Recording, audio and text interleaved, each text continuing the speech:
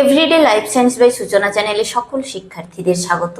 আজকে আবারও এসে গেছি বিভিন্ন ধরনের competitive exams, BSc nursing, GNM, ANM, joint এন্ট্রান্সের জন্য লাইফ সায়েন্স বিষয়ক জিকে 20 নিয়ে।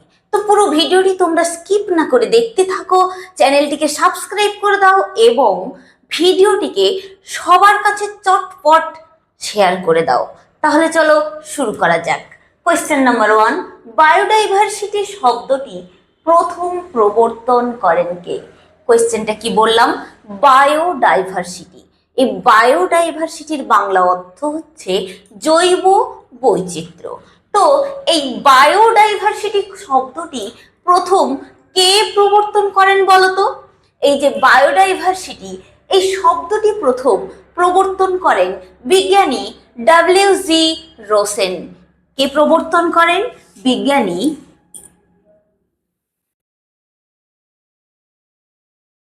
ডব্লিউ.জি. রোসেন। ইনিই প্রথম বায়োডাইভার্সিটি শব্দটি প্রবর্তন করেন। কোয়েশ্চেন নাম্বার 2, পৃথিবীর বুকে হটস্পটের সংখ্যা কয়টি? কোয়েশ্চেনটা কি বললাম?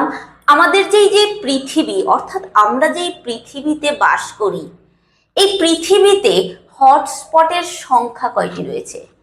এই পৃথিবীতে হটস্পটের সংখ্যা রয়েছে 25টি। কয়টি? 25টি। কোয়েশ্চেন নাম্বার 3, ভারতবর্ষের দুটি হটস্পটের নাম বলো। ভারতবর্ষের দুটিই হটস্পট রয়েছে, সেই দুটি হটস্পট হচ্ছে ইস্টার্ন হিমালয়া এবং ওয়েস্টার্ন ঘাট। কি বললাম?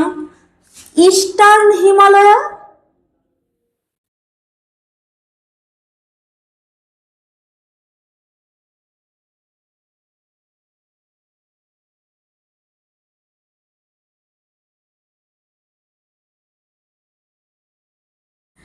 ইস্টার্ন হিমালয়া, যাকে বাংলায় বলা হয় পূর্ব হিমালয়, এবং এই যে ওয়েস্টার্ন ঘাট, যাকে বাংলায় কি বলা হয় বলতো? পশ্চিম ঘাট, অর্থাৎ পশ্চিম ঘাট পর্বতমালা এই হটস্পটের মধ্যে পড়ে। তার মানে ভারতবর্ষের দুটি হটস্পটই হচ্ছে ইস্টার্ন হিমালয়া এবং ওয়েস্টার্ন ঘাট। কোয়েশ্চেন নাম্বার 4, কোনটি প্রাকৃতিক পরিবেশের বাহক রূপে কাজ করে? প্রাকৃতিক পরিবেশের যে বাহক, সেই বাহক বা ক্যারিয়ার, এই ক্যারিয়ার বা বাহক আমরা কাকে বলবো প্রাকৃতিক পরিবেশের?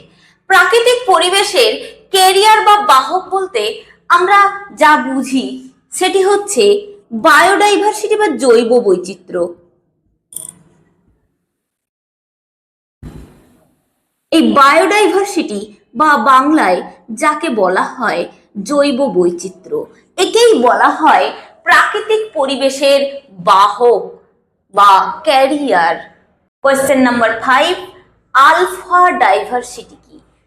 আলফা ডাইভার্সিটি, এই আলফা ডাইভার্সিটি হচ্ছে নির্দিষ্ট সম্প্রদায়ের মধ্যে যে বৈচিত্র্য পরিলক্ষিত হয়। কি বললাম? কোনো একটি নির্দিষ্ট সম্প্রদায়ের মধ্যে যে বৈচিত্র্যটা পরিলক্ষিত হয় সেটি হচ্ছে আলফা ডাইভার্সিটি। তাহলে কি বললাম? আলফা ডাইভার্সিটি কি? কোনো নির্দিষ্ট সম্প্রদায়ের মধ্যে বৈচিত্র্য। পরের কোয়েশ্চেনে আসছি। কোয়েশ্চেন নাম্বার 6, বিটা ডাইভার্সিটি কি? বিটা ডাইভার্সিটি, এই বিটা ডাইভার্সিটি হচ্ছে দুটি সম্প্রদায়ের মধ্যে যে বৈচিত্র্য লক্ষ্য করা যায়। কি বললাম? দুটি সম্প্রদায়, এই দুটি সম্প্রদায়ের মধ্যে যে বৈচিত্র্যটা লক্ষ্য করা যায় তাকেই বলা হয় বিটা ডাইভার্সিটি। কি বললাম?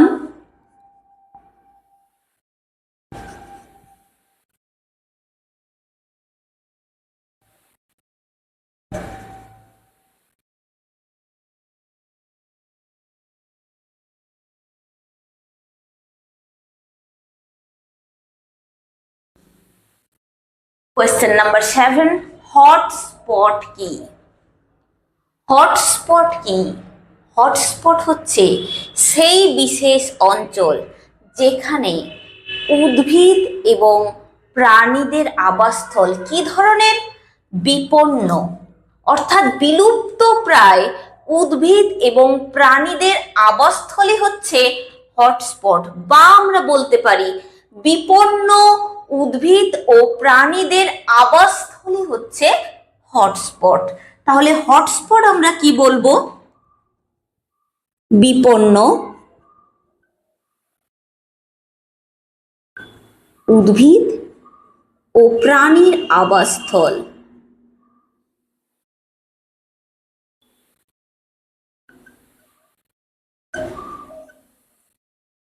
Clear?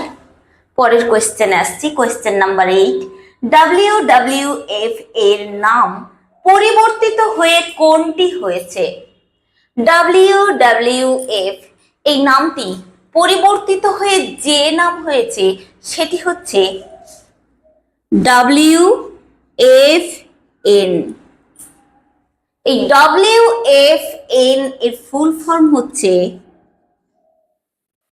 World wild fund for nature. Clear? কি বললাম? World wild fund for nature, এইটি হয়েছে। কোয়েশ্চেন নাম্বার 9, জীবকে আবাসস্থলের বাইরে সংরক্ষণ করাকে কি বলা হয়?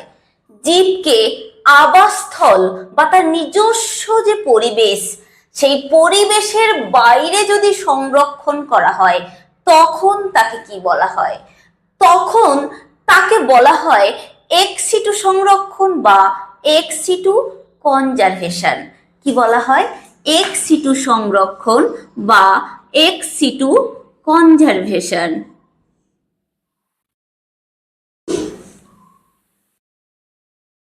কোয়েশ্চেন নাম্বার 10, পশ্চিমবঙ্গের একটি অভয়ারণ্যের নাম বলো। পশ্চিমবঙ্গের একটি অভয়ারণ্য হচ্ছে সুন্দরবন। কি বললাম? পশ্চিমবঙ্গ বা ওয়েস্ট বেঙ্গলের একটি অভয়ারণ্য হচ্ছে সুন্দরবন।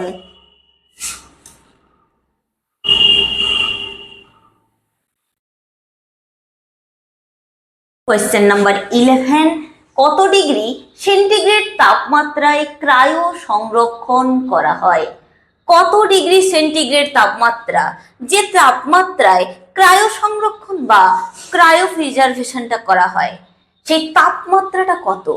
এই তাপমাত্রাটি হচ্ছে -190 ডিগ্রি সেন্টিগ্রেড। এই -190 ডিগ্রি সেন্টিগ্রেড বা -190 ডিগ্রি সেন্টিগ্রেড তাপমাত্রায় ক্রায়ো সংরক্ষণ বা ক্রায়ো প্রিজার্ভেশন করা হয়ে থাকে। কোয়েশ্চেন নাম্বার 12, উদ্ভিদের পরাগরেণু এবং বীজের সংরক্ষণকে কি বলা হয়? উদ্ভিদের পরাগরেণু এবং বীজকে সংরক্ষণ করা হয় -190 ডিগ্রি সেন্টিগ্রেড তাপমাত্রায়। তাহলে একে কি বলা হবে বলতো? তাহলে একে অবশ্যই বলা হবে ক্রায়ো প্রিজার্ভেশন বা ক্রায়ো সংরক্ষণ।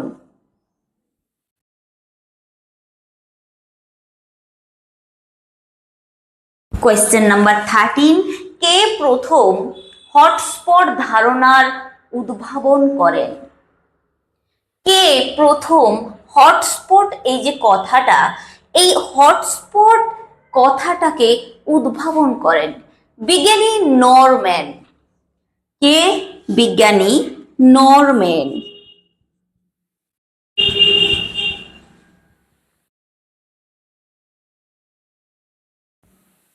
কোয়েশ্চেন নাম্বার 14, জার্মপ্লাজম ব্যাংকে কি সংরক্ষণ করে রাখা হয়? জার্মপ্লাজম ব্যাংক, এই জার্মপ্লাজম ব্যাংকে কি সংরক্ষণ করে রাখা হয়? জার্মপ্লাজম ব্যাংকে সংরক্ষণ করে রাখা হয় শুক্রাণু এবং ডিম্বাণুকে। কি সংরক্ষণ করে রাখা হয়? শুক্রাণু এবং ডিম্বাণু।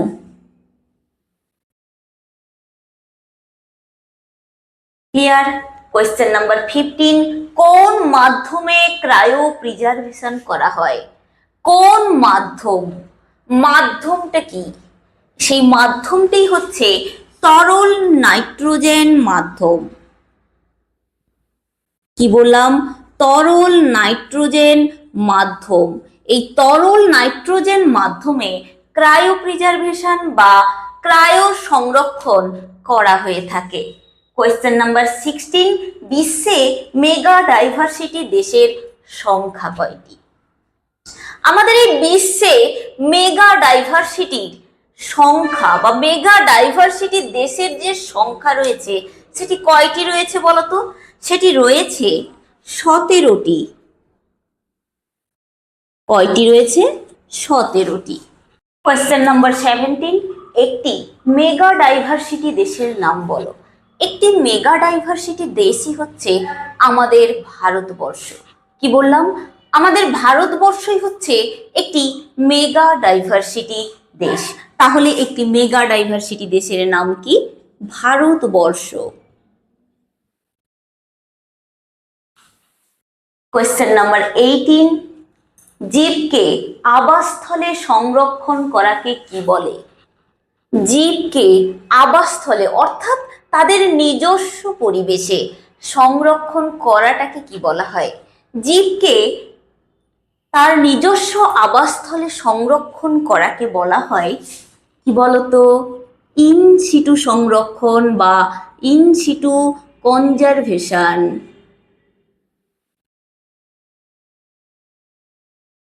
কোয়েশ্চেন নাম্বার 19, তোমাদের স্কুলের থেকে চিড়িয়াখানা পরিদর্শনে নিয়ে যাওয়া হয়েছে। তুমি সেখানে তোমার বন্ধুদের সাথে অনেক পশু পাখি দেখলে। তারপর তোমার শিক্ষক মহাশয়কে জিজ্ঞাসা করলে এগুলো কোথা থেকে আনা হয়েছে। তোমার শিক্ষক মহাশয় তারপর যে উত্তরটি দিলেন তা তুমি বইতে কেবল পড়েছো, অর্থাৎ সেই টার্মটা কেবল তুমি বইতে পড়েছো। তাহলে সেই টার্মটা কি? কোয়েশ্চেনটা আবারও বলছি, তোমাদের স্কুলের থেকে চিড়িয়াখানা পরিদর্শনে নিয়ে যাওয়া হয়েছে। তুমি সেখানে তোমার বন্ধুদের সাথে অনেক পশু পাখি দেখলে। তারপর তোমার শিক্ষক মহাশয়কে তুমি জিজ্ঞাসা করলে এগুলো কোথা থেকে আনা হয়েছে। তোমার শিক্ষক মহাশয় তারপর যে উত্তরটি দিলেন তুমি বইতে কেবল পড়েছো, অর্থাৎ সেই টার্মটা কেবল পড়েছো। সেটা কি? তোমার শিক্ষক মহাশয় নিশ্চয়ই বলেছেন যে এই পশু পাখিগুলোকে তার আবাসস্থলের থেকে বাইরে এনে সংরক্ষণ করা হচ্ছে, কারণ এই সমস্ত পশু পাখিগুলো বিপন্ন প্রায়, তাই তো? তাহলে সেই সংরক্ষণের পদ্ধতিটাকে কি বলা হবে? তাহলে শিক্ষক মহাশয় এমনি স্বাভাবিকভাবেই বলে দিলেন, ও এগুলো এ তো এক্সিটু কনজারভেশন। তার মানে এটি হচ্ছে একটি এক্সিটু কনজারভেশন পদ্ধতি, তাই তো?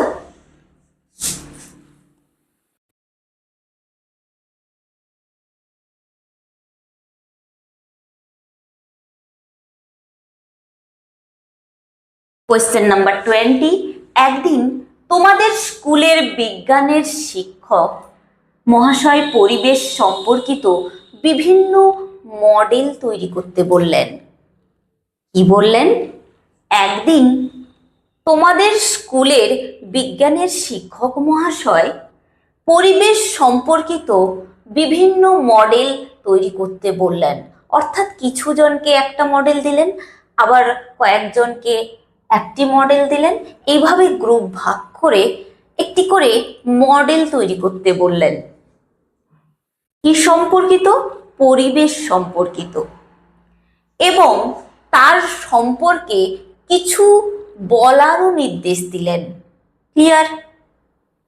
তাহলে বলো সেই বিশেষ দিনটি কি সম্পর্কিত হতে পারে যার জন্য তোমাদের বিজ্ঞানের শিক্ষক মহাশয় মডেল তৈরি করার কথা বললেন পরিবেশ সম্পর্কিত, এবং তার সম্পর্কে কিছু বলার নির্দেশ দিয়েছিলেন। সেই বিশেষ দিনটি কি ছিল? অবশ্যই সেই বিশেষ দিনটি ছিল বিশ্ব পরিবেশ দিবস। কি ছিল? বিশ্ব পরিবেশ দিবস। বিশ্ব পরিবেশ দিবস কোন তারিখটিকে আমরা পালন করি? বিশ্ব পরিবেশ দিবস আমরা পালন করি 5 জুন। তোমরা কিন্তু এই 5ই জুনকে কিন্তু কেউ 5ই সেপ্টেম্বর আবার লিখে ফেলো না, বুঝতে পেরেছো? 5ই জুন ভালোভাবেই মনে রাখবে, তোমরা এটা 5 সেপ্টেম্বর করে দিও না, ঠিক আছে? তাহলে ভিডিওটি এখানেই কমপ্লিট করছি। কারোর যদি কোনো প্রশ্ন বা কোয়ারি থাকে অবশ্যই কমেন্ট সেকশানে লিখে পাঠাবে এবং আমার এই চ্যানেলটিকে লাইক, শেয়ার, সাবস্ক্রাইব করে পাশে থাকা বেল আইকনটি প্রেস করে দেবে, যাতে আপলোড ভিডিওর পরবর্তী নোটিফিকেশন তোমাদের কাছে পৌঁছে যায়। ধন্যবাদ।